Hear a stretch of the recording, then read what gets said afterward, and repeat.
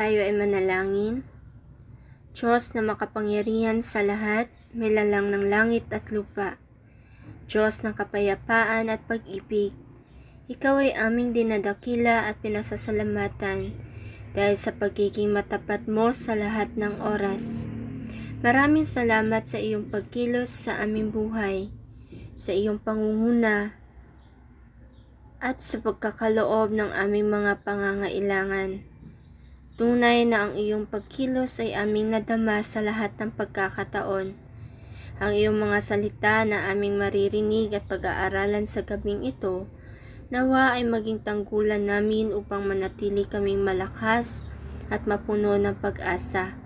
Ang aming patuloy na pagsamo sa iyo, O Diyos, upang dalhin sa aming pananalangin ang aming kapatiran, iglesia at pamayanan, nawa ay maging daluyan upang maranasan ang katatagan ng bawat isa. Ito ang aming panalangin sa pangalan ni Jesus. Amen.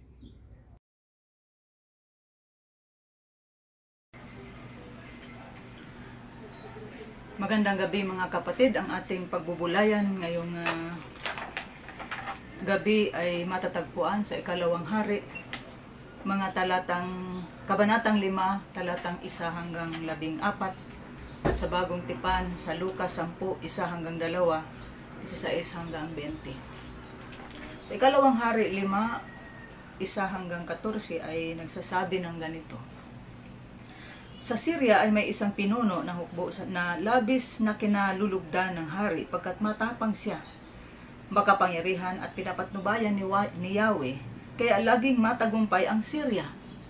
Ngunit siya kitungin, siya ay sinaaman. Minsan ang mga taga-Syria ay nakabihag ng isang babaeng Israelita. Ginawa nila itong katulong ng asawa ni Naaman. Sinabi nito sa kanyang Panginoon, kung ang asawa ninyo ay lalapit sa propeta sa Samaria, tiyak nagagaling siya. Ang sinabi ng Israelita ay sinabi ng babae kay Naaman. Nagpunta naman ito sa hari at ibinalita ang sinabi ng utusan ng kanyang asawa. Sinabi naman ng hari, pumunta ka at pagdadalhin kita ng sulat sa hari ng Israel. At lumakad nga si Naaman, may dala siyang 30,000 putol na pilak, 60 pirasong biginto at 10 magagarang kasuotan. Dala rin niya ang sulat para sa hari ng Israel. Anang sulat? Mahal na Haring Hordan, Joram, ang may dala nito'y si Naaman na aking lingkod. Ipinakikiusap kong pagalingin mo ang kanyang ketong. Nang mabasa ito ng hari ng Israel, ginahak niya ang kanyang kasuotan at sinabi, "Ako ba'y Diyos na maaaring pumatay at bumuhay? Bakit sa akin niya pinapunta ang taong ito para pagalingin sa kanyang sakit? Baka naman humanap lang siya ng dahilan para magdigmaan kami." Nang mabalitaan ni Eliseo ang ginawa ng hari, ipinasabi niya, "Bakit ninyo gagahakin ang inyong kasuotan? Sa akin ninyo siya papuntahin para malaman nilang may isang propeta rito sa Israel." Ipinasabi nga ni Haring Joram kay Naaman na ang hanapin nito'y si Eliseo. Kaya sumakay ito ng kanyang karwahe at nagpunta kay Eliseo kasama ang marami niyang kawal na nakabayuhan. Pinasabi sa kanya ni Eliseo, "Pumunta ka sa ilog Hordan. Lumubog ka ng 7 beses at mananauli sa dati ang iyong katawan. Gagaling ang iyong ketong." Nang marinig ang sinabi ni Eliseo, nagalit si Naaman at padabog na umalis. Sinabi niya, "Akala ko pa na may sasalubungin niya ako." Tatayo siya ng tuwid, tatawagan ang Diyos niyang si Yahweh sa ilog Hordan at itatapat sa akin ang kanyang mga kamay upang ako'y gumaling. Bakit doon pa niya ako pasisirin? Bakit hindi salin man sa mga ilog ng Damasco tulad ng Abana at ng Farfar? Hindi ba't may malinis iyon kaysa alinmang tubig sa Israel? Siguro na may mas madali akong gagaling kung doon ako maliligo." At galit na galit siyang umalis. Lumapit sa kanya ang kanyang mga katulong at sinabi, "Panginoon, hindi ba't gagawin ninyo kahit mahirap pa riyan ang ipagawa sa inyo ng propeta? Gaano pa iyang pinaghuhugas lang kayo para luminis?" Kaya na mapag-isip-isip ni Naaman, lumusong siya ng ilog Hordan at lumubog ng 7 ulit. At tulad ng sinabi ni Eliseo, na nauli sa dati ang kanyang katawan at kuminis ang kanyang balat tulad ng balat ng sanggol. Dito naman sa Bagong Tipan, sa Lucas 10:1-12 ay mababasa natin ang ganito. Pagkatapos ng mga bagay na ito, ang Panginoon ay humirang ng panang 72. Pinauna niya sila ng dala-dalawa sa bawat bayan at puok na napatutunguhan niya. Sinabi niya sa kanila, "Sagana ang anihin, ngunit kakaunti ang mga manggagawa. Idalangin ninyo sa may-ari na magpadala siya ng mga manggagawa sa kanyang bukirin. Humayo kayo, sinugog kayong parang mga kordero sa gitna ng mga asong gubat. Huwag kayong magdala ng lukbutan, supot at panyapak. Huwag na kayong titigil sa daan upang makipagbatian kaninuman. Pagpasok ninyo sa alinmang bahay, sabihin muna ninyo, maghari nawa ang kapayapaan sa bahay na ito. Kung maibigin sa kapayapaan ang nakatira roon, sa kanila ang kapayapaan. Ngunit kung hindi nila makakamit ito. Manatili kayo sa bahay na iyon, tinutuluyan.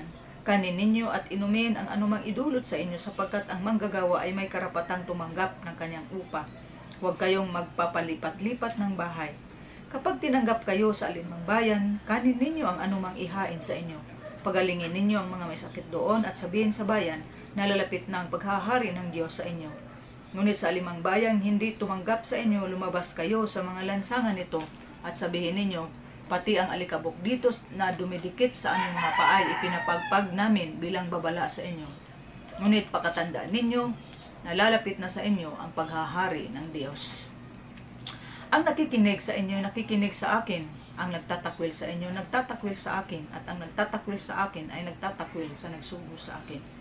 Bumalik na tuwang-tuwa ang 72. Panginoon, sabi nila, kahit po ang mga demonyo ay sumunod kapag inutusan namin sa pangalan ninyo. Sumagot si Jesus, nakita ko ang pagkahulog ni Satanas mula sa langit parang kidlat. Bigyan ko kayo ng kapangyarihan, tumapak sa mga ahas, sa mga alakdan, at yumurak sa pangyarihan ng kaaway, walang makapipinsala sa inyo. Gayunman, mag-alala kayo, hindi dahil sa suko sa inyo ang masasamang espiritu, kundi dahil sa nakatala sa langit ang pangalan ninyo. Tayo'y pinagpala sa ating makabasa sa mga bahaging ito ng banal na kasulatan. Tayo'y manalangin. Pinupuri kaming Diyos sa gabing ito ng aming sama-samang pagbubulay at ang aming pagdadalanginan. Nawa ang aming ang mga mensahe ngayong aming pakikinggan ay patuloy na magbibigay sa amin ng liwanag at lakas upang magpatuloy sa aming pananampalataya at pag-asa na ikaw ay lagi naming kasama sa aming pang-araw-araw na pagkilos at paggawa, sa pagtitiwala na ang mga bagay na ito ay magdudulot sa amin ng ibayong pangkalakasan sa aming pananampalataya at sa aming pagtitiwala sa iyong kapangyarihan. Banal na Espiritu, nawa ang siyang magliliwanag sa bawat isa sa amin. Amen. Magandang gabi mga kapatid. Nawa sa gabing ito ng ating pagsasama-sama at pagbubulay-bulay at pagdadalanginan ay patuloy nating mararanasan ang biyaya ng kalakasan sa atin at sa ating sambahayan. Ang ating binasang kwento ay tungkol sa maliit na bagay o mga walang kwentang bagay. Kapag pinag-uusapan ang mga maliliit na bagay, malimit ay ating maririnig ang mga salitang hindi worth it o hindi dapat ito pag-aksayahan ng panahon. Ito marahil ay nasasanay tayo sa mga bagay na kamangha-mangha, mga bagay na malalaki at malalakas. Kaya gayon na lamang ang ating pagtingin sa maliliit na bagay ng mga ito ay walang halaga o walang kwenta. Maalala ko nung nagbibilang kami ng pera mula sa pinagbibintahan ng aming fundraising noong high school organization. Ang dami kasing barya, tig 5 centavos, 10 centavos, 25 centavos, ano po. Kaya iniisip ko, naku, bago tayo makabuo ng piso ay kailangan ipunin ang 20 na tig 5 centavos or 5 centavos bago ka makabuo ng piso, ano. Or 10 na tig 10 centavos or 4 na tig 25 centavos. Tapos kwentahin mo lahat, parang ang dami ng pera pero kaunti lang pala. Or of course, ito din ay nagsasabi ng kaunti ang tubo. Baga, as in barya ang tubo. Madami lang talagang barya na maliliit. Kaya sabi ko sa kaklase ko, bakit pa kasi may tig 5 centavos? Or mayroong tig 10 cents or 25 cents? Sana puro na lang 1 peso or di kaya ay malalaking value ng pera. Sagot naman ng kaklase ko, tandaan mo classmate, kung wala ang mga yan, yung maliliit na barya, hindi mabuo ang malaking halaga ng pera. Yung mababang value ay binibili mo, hindi mo naman magagamit ang malaking value na pera. At marami pa siyang sinasabi. Na-realize ko noon, oo nga maging ang maliit na sentimo ay napakahalaga at may halaga dahil ito ay nag-contribute sa kabuuan ng malaking halaga o malaking bagay. Sa banal na kasulatan ay marami tayong mababasa na nagsalaysay tungkol sa maliliit na at hindi masyadong mahalagang bagay o dako o pangyayari. Sa binasa natin sa Lumang Tipan ay narinig natin ang himala na naganap na hindi inaasahang lugar sa ilog ng Jordan. Sa panahong iyon, ang River Jordan o Jordan River na bagamat tinuturing na mahalagang source ng tubig, subalit sinasabi na ang lapad nito ay sinasabing more of a creek than a river. So hindi siya ganun kalaki, Kaya mukhang hindi naman masyadong significant kung titinang ang kanyang physical na katatayuan na sinasabi sa mga binabasa natin sa Bible Dictionary. It's only about 100 feet wide at its broadest spot and maybe 17 feet at its deepest point. Kaya parang hindi siya masyadong significant sa kanyang physical na katatayuan. Sinasabi ko, ang sabi ni Naaman, kaya noong itong si Naaman na medyo malakas at makapangyarihan sa kanyang pangunguna bilang sundalo, ay nagkaroon ng kitong, At sa kanyang pagnanais at tulad ng ating binasa, ay pinapunta siya sa kay Eliseo. At ang sabi ni Eliseo, para siya ay gumaling, ay pupunta sa Ilog Jordan upang doon ay maliligo siya ng 7 beses. At nagagalit nung una ay nagagalit si Naaman. At ang sabi niya, bakit ako doon pasisirin? Bakit hindi na sa alinman ilog sa Damasco? At mas mainam pa doon kaysa yung tubig sa Jordan dahil palagay niya ay hindi yata malinis. Kaya lang doon sinasabi ni Eliseo na doon siya maliligo. At doon naman sa Ebanghelyo, narinig naman natin ang pagsusugo ni Jesus sa kanyang mga tagasunod upang anihin ang mga hinanda ng Panginoon, kagaya ng mga kordero sa gitna ng mga asong gubat. At ang bilin ni Jesus ay huwag magdadala ng anumang mga bagay sa kanilang paglalakbay katulad ng lukbutan, supot at panyapak. At ipahayag ang kapayapaan sa lahat ng tatanggap nito. Kapayapaan at pagpapagaling at ang pagiging malapit nang dumating ang paghahari ng Diyos. So sa kwento ng pagpapagaling kay Naaman, ano ang mabuting balita dito? Mayroon sakit na ketong si Naaman. Isang malubhang sakit noong panahong iyon at kailangan niya ang pagpapagaling. At lahat tayo ay nakaka-relate sa bagay na ito, lalo na sa panahong ito na nasa masilan tayong kalalagayan, pag-usapan ang kalusugan, Hinaharap ni Naaman ang pagpapagaling sa pamamagitan ng Diyos. Ang kailangan lamang na kanyang gawin ay magpapakababa at kilalanin ang kanyang karamdaman ay mapapagaling sa isang simpleng pagsunod doon sa maliit at pangkaraniwang ilog. So, simple lang. Ay parang sa bahagi ni Naaman, mahirap yata na susundin yon. Ay siya yung commander ngayon ay uutusan siya. Para gumaling at doon pa sa lugar o sa ilog na ayaw niya. Pero sa ating pagtingin, ang kailangan lamang niya ay kanyang gawin ang magpapakababa at kilalanin ang kanyang karamdaman ay mapagaling sa isang simpleng pagsunod. Simpleng pagsunod. At kagaya ng nabasa natin, tinutulan ni Naaman ang kaisipang ito. Naniniwala siya na ang kanyang pagaling ay dapat magmula kay Propeta Eliseo. Ayon sa sinalaysay sa ating binasa. Na dapat ay lumabas sa kanyang tirahan ang propeta. Parang gusto niya ay si Eliseo yung lalapit sa kanya at magbibigay ng kagalingan. Ay ngayon siya na ang inuutosan. Tumayo sa kanyang harapan at tumawag sa pangalan ng Panginoon. Itapat ang kanyang kamay sa bahagi ng katawan na may kitong upang siya ay pagalingin. So yun ang gusto sana niya. Si Naaman ay kagaya rin natin. Nahirapan siyang tanggapin na ang maliit na bagay, ang mga bagay na parang hindi mahalaga ay malimit na ginagamit ng Diyos upang gumawa ng dakilang bagay. At nahirapan siyang unawain ang banal na pagpapagaling ay matatagpuan lamang sa pagsunod, maging sa pinakamaliit na bagay. Sinasabihan si Naaman, nagagaling siya kung 7 beses siyang lulubog sa ilog Jordan. Mas gusto niya sa alinmang ilog sa Damasco dahil mas malinis ang ilog doon. Kaya ayon sa ating binasa ay talagang galit siyang umalis.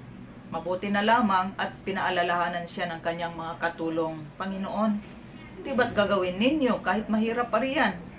Gaano pa kaya yung pinaghuhugas lang kayo para luminis? Simple lang naman Kumbaga sabihin nila nung ikaw nga'y humarap sa giyera, pakikipaglaban mahirap na gawain kayang-kaya mo, yan ay susundin mo lang Kumbaga yun ang sinasabi ng mga katulong. So pinakinggan naman sila ni Naaman at last, Kaya 7 beses siyang lumubog sa ilog at dumating ang pagpapalang kagalingan, pagsunod at pagpapala. So ito po yung nangyayari sa kanya. Ganyan kumilos ang Panginoon. Hindi tayo karapat-dapat sa mga pagpapala ng Diyos, pero ipinagkaloob ito sa atin kapag isuko natin ang ating sarili sa pagsunod sa kanyang kalooban. Ang Diyos ay tapat at bibigyan tayo ng solusyon sa ating mga kalalagayan at problema. Hindi lamang gumaling si Naaman physically, gumaling din ang kanyang kaluluwa. At nalaman niya na hindi lamang propeta ang naroon sa Samaria, kundi naroon din ang buhay na Diyos. So he was convinced finally, na mayroong buhay na Diyos na kumikilos sa kalagitnaan maging sa kanyang kalalagayan.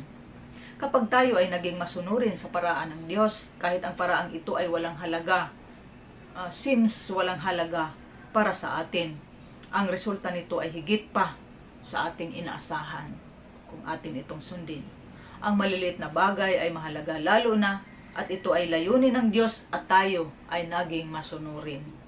Sa Ebanghelyo, sinasabihan ang mga alagad na huwag silang umasa sa mga bagay na familiar sa kanila, kundi umasa lamang sa anong ipagkakaloob ng Diyos sa pamamagitan ng mga tao na tatanggap ng kapayapaan habang ipinahayag nila ang pagdating ng kaharian ng Diyos. Sabi ni Jesus, sagana ang aanihin, ngunit kakaunti ang mga manggagawa. Hindi ba ito at ganito rin ang ating kalalagayan sa ating kasalukuyan? Minsan iniisip natin na limitado ang ating resources kumpara sa ating mga pangangailangan, ito man ay sa usapin ng ating mga sariling resources at ganun din ang ating mga kakayanan, lalo sa panahong ito ng pandemya.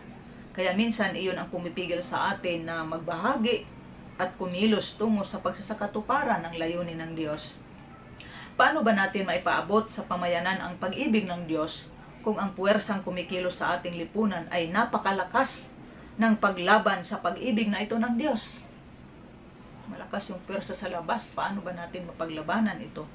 Paano natin sasabihin ang kapayapaan ng Diyos at pagpapagaling at ipahayag ang pagdating ng kaharian ng Diyos kung kakaunti ang ating mga resources at kung ang kaharian mismo ay parang napakaliit kumpara sa kasakiman, sa kawalang katarungan, sa kasamaan sa daigdig na ito? Indeed, how can we do anything for God when we ourselves are so small, so uncertain, and at times so divided among ourselves? Pero inutusan tayong humayo nang walang ibang dala kundi ang salita ng kapayapaan at ang pangako na hindi tayo pababayaan. Kagaya ni Naaman, kagaya ng mga alagad, humarap tayo sa ilang napakalaking problema, isang malaking responsibilidad, at kagaya nila, ang mga solusyong dinadala sa atin ay nangangailangan ng dalawang bagay. Una, iwanan ang ating mga ideya kung ano dapat ang maging solusyon at hugasan ang ating mga sarili ng tubig ng mapagpakumbabang pagsunod. Yun po ang kailangan natin. Hindi natin lubos na batid ang ating mga sarili at individual na mga problema. No? Ang ating alam halos lahat sa atin ay kagaya ni Naaman. Mayroong problema at dapat bigyang kalutasan o kalunasan. Ang alam natin ay kailangan ng bawat tahanan ang kapayapaan ng Diyos. At ang bawat bansa ay kailangan maranasan ang paghahari ng Diyos. Na ang katugunan sa ating mga suliranin ay nasa ating harapan at ito ay nasa isang anyong hindi natin pinapansin o hindi natin napapansin. Ang kailangan lamang ay ang isang mapagpakumbabang pagsuko ng ating mga sarili at mapagpakumbabang pagsunod sa Diyos. Ang banal na kasulatan ay nagsasalita sa atin ngayon tungkol sa maliit na bagay na may malaking resulta at kaganapan sa ating mga buhay. Nasa atin kung tanggapin natin ang salita ng Diyos o hindi. Magdalanginan tayo katulad ng panalangin ni Kristo at ng buong iglesia. Naganap nating tanggapin ang salita na kapayapaan at ipamuhay natin ito ng buong pagtitiwala sa pagsunod ng buong pagpapakumbaba. Pagpalain tayo ng Diyos sa araw-araw. Amen.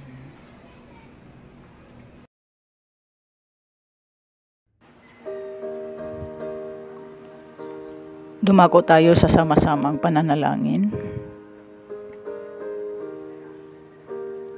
Pasalamatan natin ang Diyos sa kanyang kabutihan sa bawat isa sa atin, sa kanyang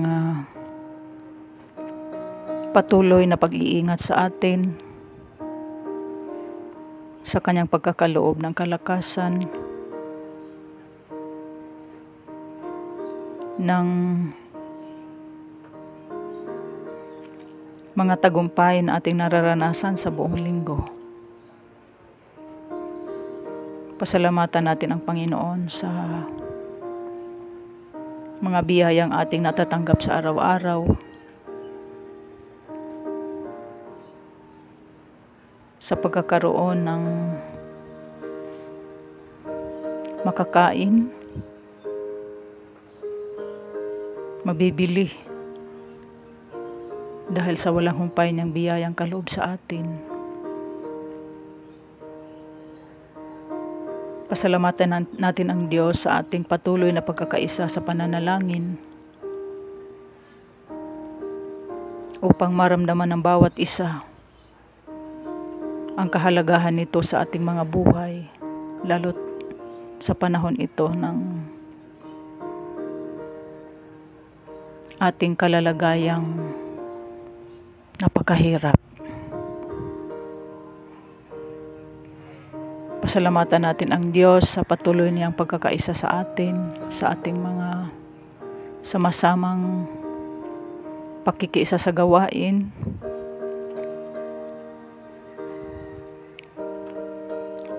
sa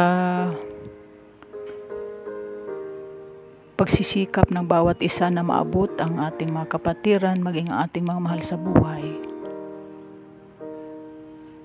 upang ang bawat araw nating mga gawain at pagkilos ay nakakuha ng kalakasan mula sa ating sama-sama at ugnayan sa bawat isa. Pasalamatan natin ang Diyos sa patuloy tayong pinag-ugnay sa ating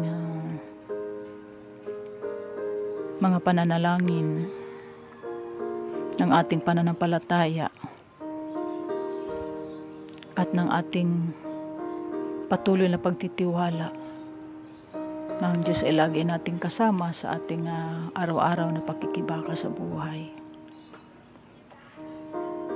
Pasalamatan din natin ang Panginoon sa ating mga kapatid na nagdiriwang at magdiriwang ng kanilang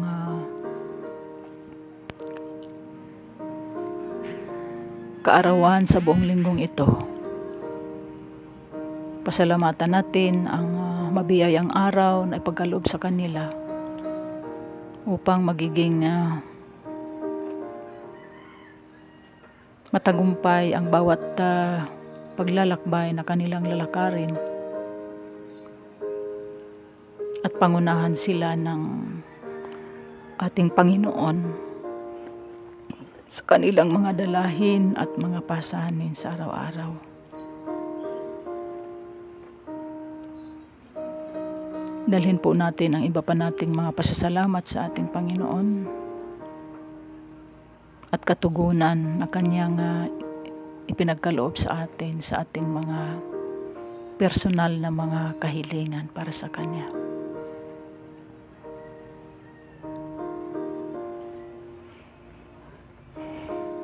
Ngayon po ay dadako tayo sa ating sama-samang pagdulog sa pamamagitan ng ating mga kahilingang panalangin. Patuloy nating dalhin ang ating sa ating mga panalangin ang ating kalalagayan,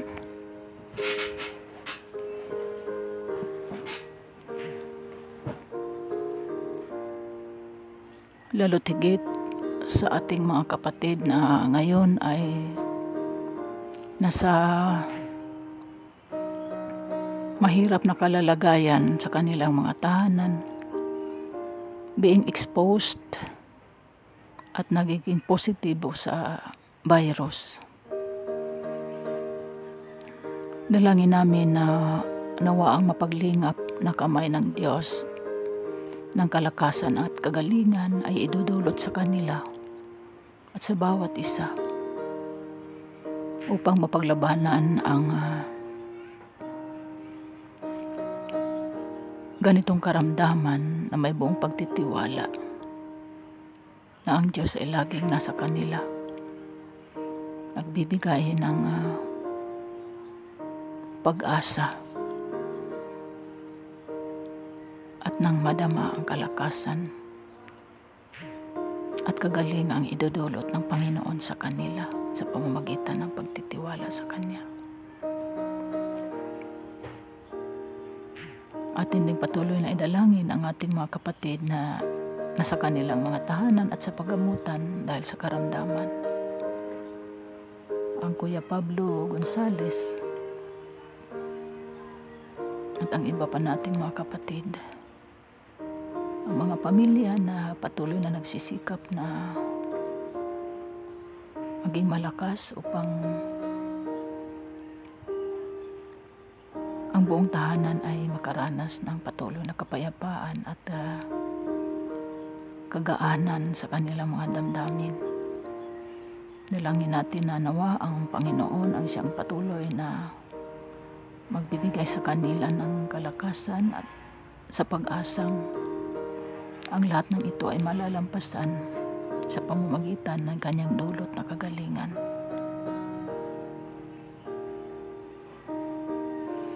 Ating ipanalangin ang ating bansa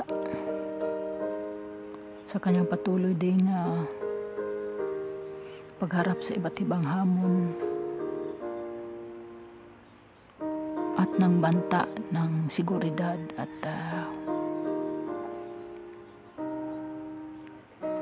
kalusugan.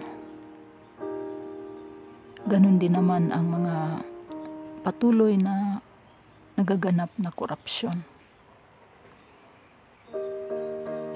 Sama-sama nating idalangin ang ating mga leaders na nawa ay masumpungan nila ang ilaw na kaloob ng Diyos upang sa bawat takbangin na kanilang ginagawa, lagi nilang naisin at piliin ang maglingkod na puno ng katapatan, pagmamalasakit at pagmamahal sa lahat ng mamamayang Pilipino.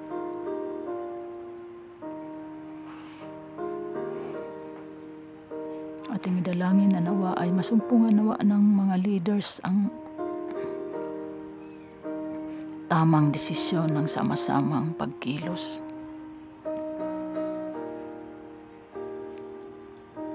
Maging bukas sa kakayanan ng iba upang makakatulong sa isang praktikal at angkop na desisyon at tutugon sa kinakaharap ngayon ng ating bansa. Atin ding ipanalangin ang ating simbahan, ang ating iglesia sa kabuuan. Sa kanyang patuloy na pagsisikap na may pagpatuloy ang ministeryo at gawain sa paraang magiging safe at protected ang bawat isa. Habang patuloy natin kinakaharap ang ganitong sitwasyon sa kasalukuyan.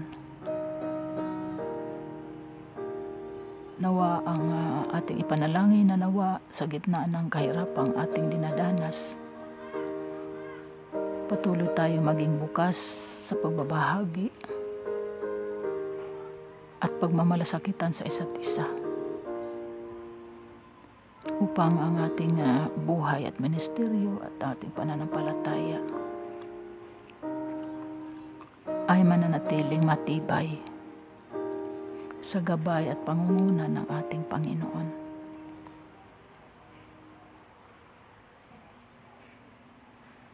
Atin ding ipanalangin patuloy ang ating bawat sambahayan sa kanyang patuloy na pagsisikap, lalo tigit sa ating mga mahal sa buhay na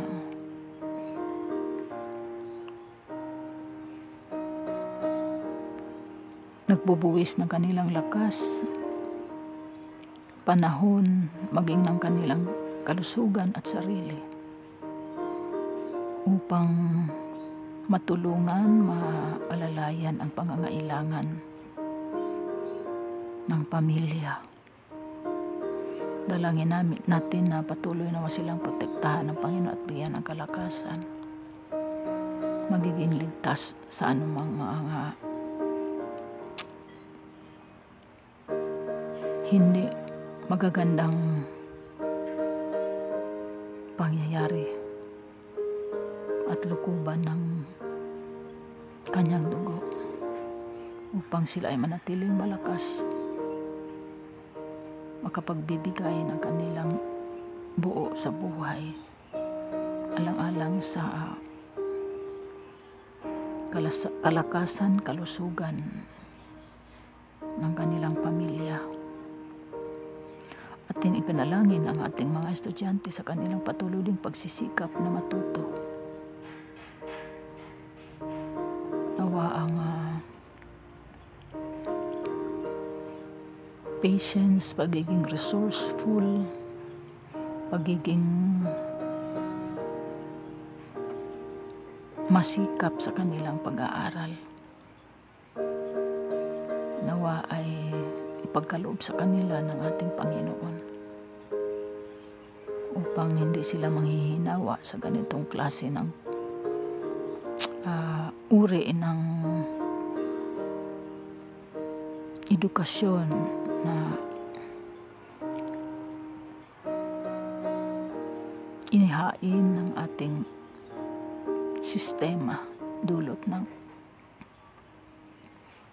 ating kalalagayan.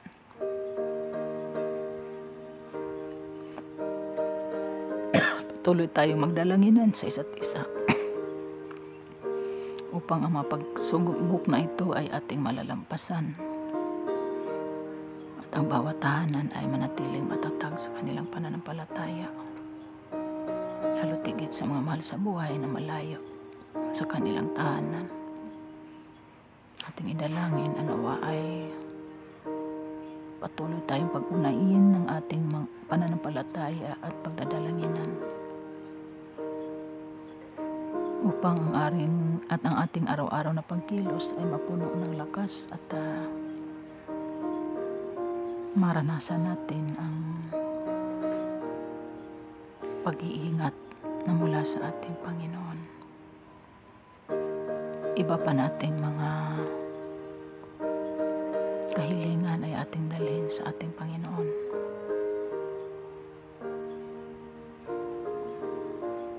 Sa pangalan ni Jesus.